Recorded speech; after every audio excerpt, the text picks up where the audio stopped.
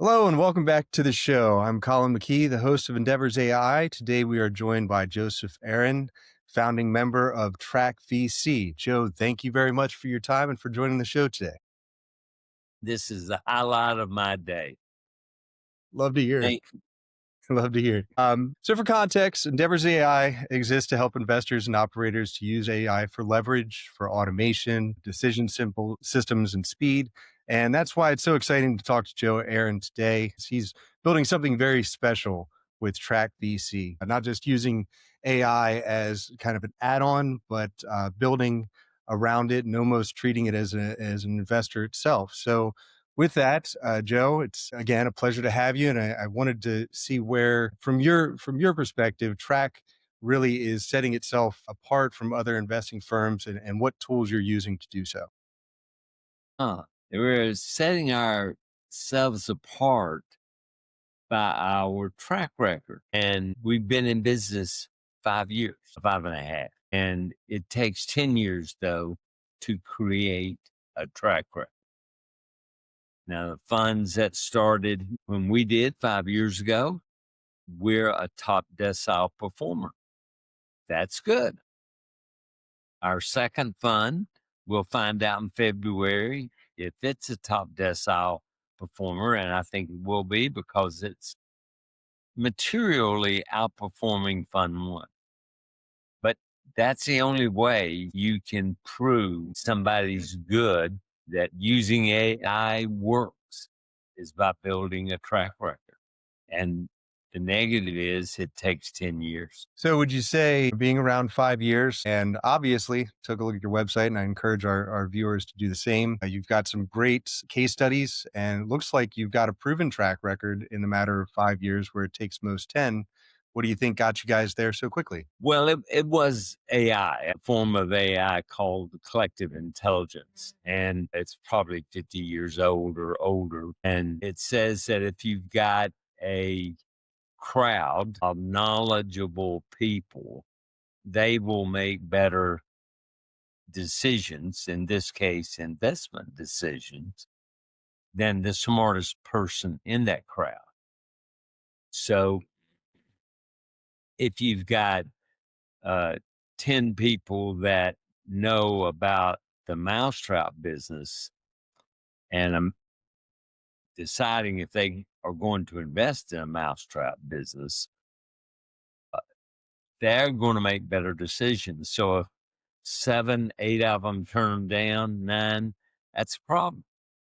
So we want to see one of the best in every mousetrap company we invest in. There's probably 300,000 venture investors, including angels. And we use AI and data scientists on our payroll. You start by saying we employ more data scientists and engineers than we do people who invest. When we say people who invest, they don't make an investment decision. The computer spits out the names of the mousetrap companies. Then our investors have to go out and try to get the founders to take their money. One of the biggest shocks, and there's no other word for it, of venture capital was that people won't take your money. They won't take your call. They won't Zoom with you. And the reason is so many venture capitalists are calling them, trying to sell their money. In the first year, we got into 8 companies. This year, I think we got I think it was 34 at this point in time. And that's a big increase for us. But had we got into 8 companies a year, we would still be deploying the capital from Fund One. So we would be out of business, Colin. Yeah, you couldn't go on. So the AI, back to the AI and collective intelligence. Let me give you an example. If you to be what we call a super tracker, you have to be in the top 1/10 of 1% of those 300,000 investors. There's 250 of them or something like that. If you do not have one of those investors invested in your mousetrap company, we will not consider our 4 other algorithms. You flunk, we kick you out.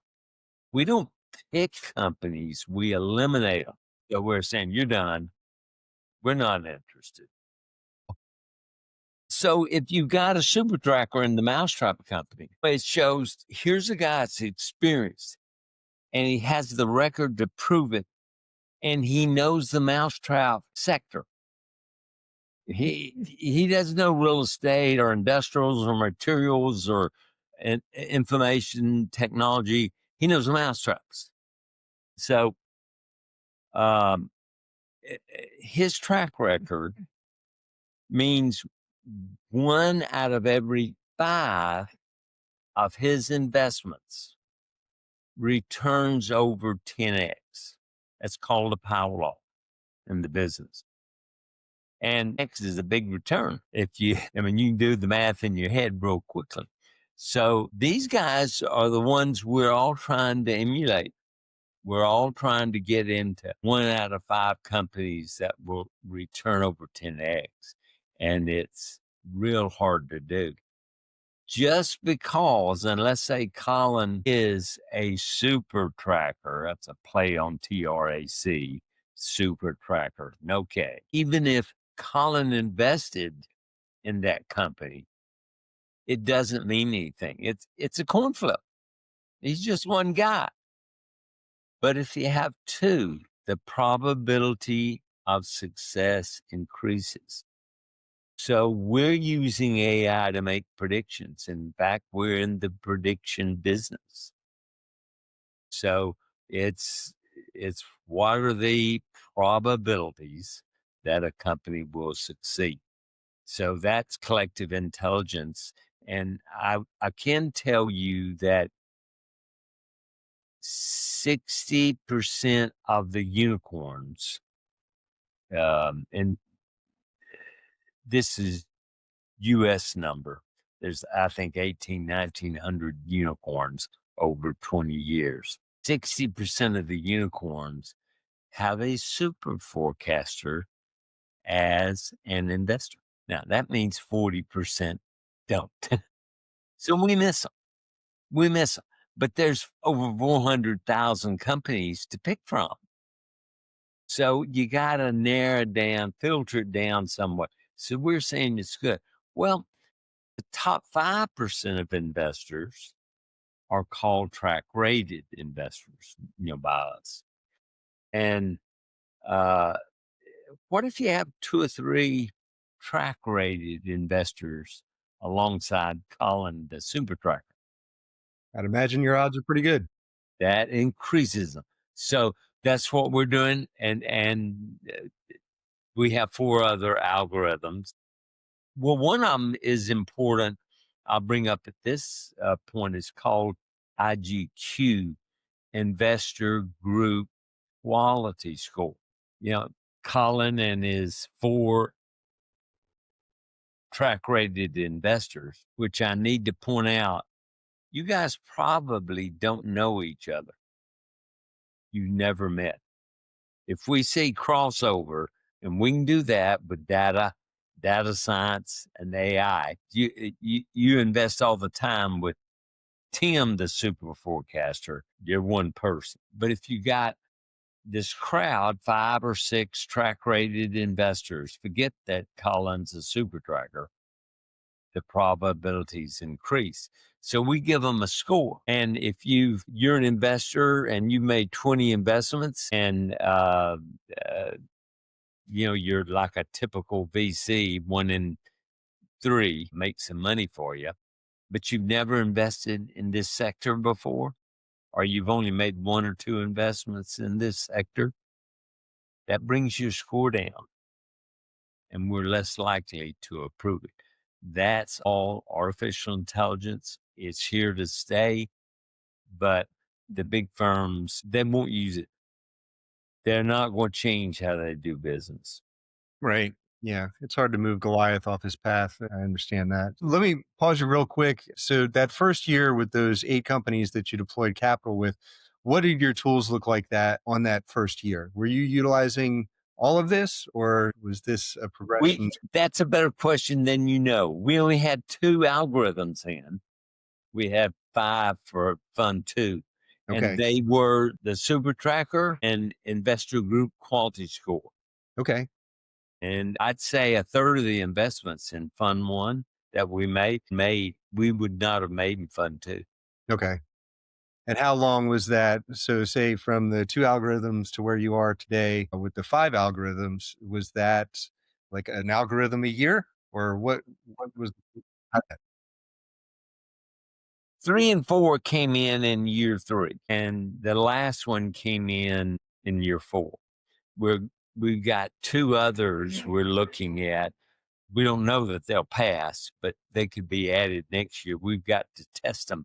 And they're specifically for the seed round because we don't know who invested in the databases can't tell us who is invested in the mousetrap company until they raise money and everything gets reported, however the databases get their information. So we're doing our best to come up with an algorithm to get in earlier. All right. So, as far as deal sourcing, you mentioned the IGQ and the super tracker. What other signals do you think are being missed, or you could even answer it, I guess, with the 2 new algorithms that you're looking to put in place? What what is AI finding the signals for? Because I'd imagine humans could still find who is investing. That's a super tracker, right? That's knowledge that still could be fine. Might take a little bit of time. Well, what kind of signals is AI finding that you think humans would have completely missed in the deal sourcing just because the technology is so good that it can dig deeper? Are there any, name one or two if you could? Yeah. Again, that's a better question than I think you know. Well, I Because appreciate if you're not in the business, you wouldn't know this. Obviously, there's companies that will report internet traffic. So if your internet traffic is doubling month over month, and you started with 5,000, and about month 8 or 9, you're up to 2 million users a month. Well, that puts you in the top 2% of all web traffic companies in the world. So any VC that subscribes, and it's only $5,000 a year, subscribes to that data, has access. The problem is they do not know. You have to check the company every month and see, yeah, they doubled again. Yeah, they doubled again. All right. So if you don't check it, you don't know. Now, if the first time you check it and it's a million, that's a good sign. So every venture capital hears that and says, I'm going to go after, Collins mousetrap. That's a big, big, big signal. My put down joke is, pardon me, all venture capitalists can read. So if there's an article in TechCrunch or Axios, it says they're doing great. Well, they will certainly want my money. So they start calling. Well, put yourself in as the founder, and all of a sudden you got 10, 20 VCs calling, wanting you to give them information, wanting to tell you how they can make you into a unicorn. You've got to sacrifice running the company, and that just doesn't work. So the signals, if they are articles, they're calling. And so the companies that are the best that got internet traffic growing and media attention, they're getting called first. So we're relying on data. We're not going to look at you if there hasn't been an article or actually 2 in mainstream media about you. How many companies do you think that eliminates? It's literally tens of thousands. Uh-huh. And I'd say 200,000. There's 400,000 early stage companies in the marketplace right now that have raised money from venture capitalists. You have to raise $1 million from VCs before we will look at you. So that's just another rule. But the data tells us that. The data tells us that never invest in a seed round with a solo founder. No other VC firm would look at it. It's just statistical and data driven that you make it. We'll do it in the A round, but we're not going to do it in the seed round. So the tools, the signals, and there's not as many as you would think that are out there, but the ones that are out there are very powerful, and everybody can understand the two examples I gave, and I would say they're two of the biggest. So once we get past the point of evaluating the deal, how do founders have, how's their experience differentiated with Trac VC once they're onboarded, and maybe talk about the benefits of all of the information that you've gathered and how you've collected it for their benefit, thanks to your data scientists and your engineers on staff. So what differentiates a founder's experience with their company with Trac VC as opposed to your competitors? The most underrated challenge in VC is getting into the deal. If a founder won't take your call and his internet traffic could have been growing 200% a month over a month, and it could have been a dozen articles, he's not going to take your call. And Hmm. you're never going to Zoom. You're never going to be able to tell him how you're the perfect VC. So we've admitted to that. The second problem with it is in the early rounds, let's say A round, if they're raising 10 million, the lead, and there always has to be a lead, will take at least half of it because they're deploying millions in their fund or 500 million or plus. These are big funds. So they got to allocate a lot of money and they'll back away. If you got a $3 million fund, Sequoia's not interested. They can't be bothered. It doesn't move the needle. So that's just a mathematical problem. It has nothing to do with AI. But let's say they took 5 of the 10 million.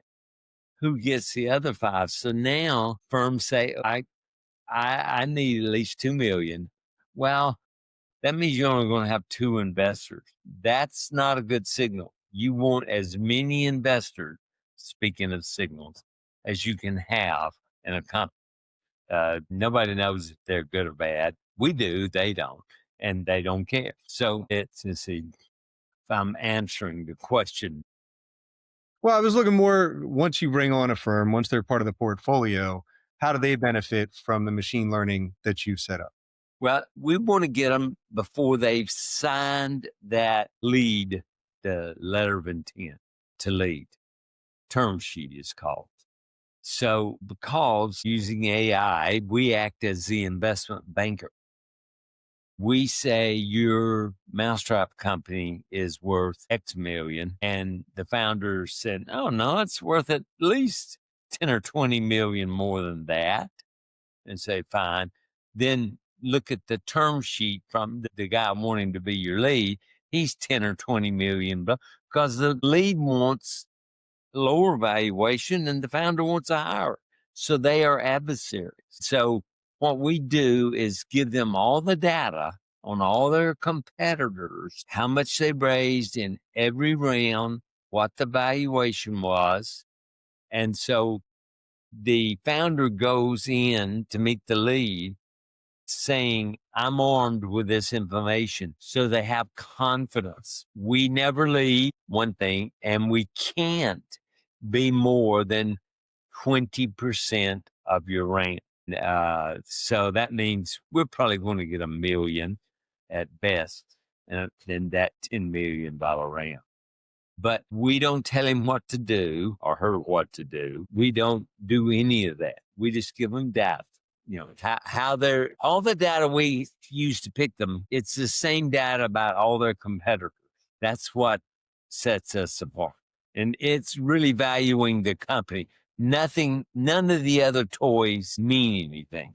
Yeah, but you arm them with some very valuable weaponry to go into that lead round. I'm sure they find a lot of benefit or value to that. So we're getting kind of close to 30 minutes here. Want to kind of conclude and summarize. Taking a look at what traditional firms are doing, obviously you would encourage them to look into data science and AI and all the tools that are available. Is there anything you could think of, because you've got some good experience, that traditional firms should let go of if they want to stay relevant? Like what might be weighing them down if they want to get a proven track record in that 10 minus year time frame? What are some Venture funds have a problem, and it's called the investment committee.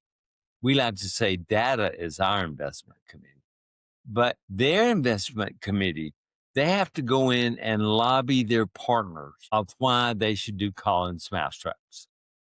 And they got to have the unanimous vote. There's horse trading going on, things we can never know. And when you say, no, this company's going to be a unicorn, yeah, right. They've heard you argue that before.